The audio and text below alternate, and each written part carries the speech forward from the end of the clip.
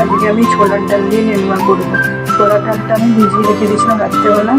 আর এখানে আমি নেনুয়াটা কেটেলাম, এখানে আলু কেটে রেখেছি, আর এখানে পেঁয়াজ আর টমেটো কেটে রেখেছি। প্রথমে পেঁয়াজটাকে ভেজে নেব, ভেজে তখন এখানে কড়াইয়ের মধ্যে তেল দিয়ে তেজপাতা, জিরা আর একটা শুকনো লঙ্কা দিয়ে পেঁয়াজটা ভাজবো।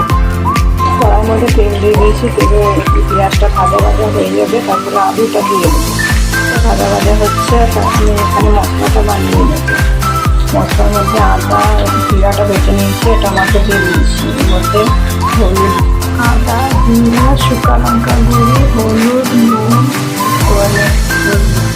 সবজি মশলা দিয়ে দিয়েছি।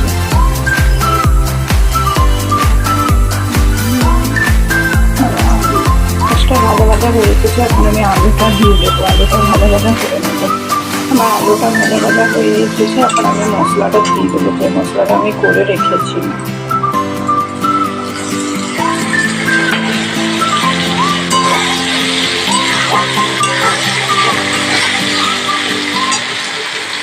মশলাটা ভাজা ভাজা হয়ে এসেছে, এখন ছোলার ডালটা দিয়ে দেবো। ছোলার ডালটা দিয়ে এখন ভাজা ভাজা করে নেবো, ভাজা ভাজা করে তারপর নেনুয়াটা দিয়ে দেবো।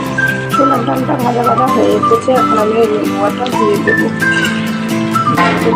ভালো করে নাড়াচাড়া করবো, নেনুয়াটা নাড়াচাড়া করে আমি ঢেকে দেবো। এটাতে আমাকে জল দিতে হবে না, জলটা মিলিয়ে বেরিয়ে যাবে।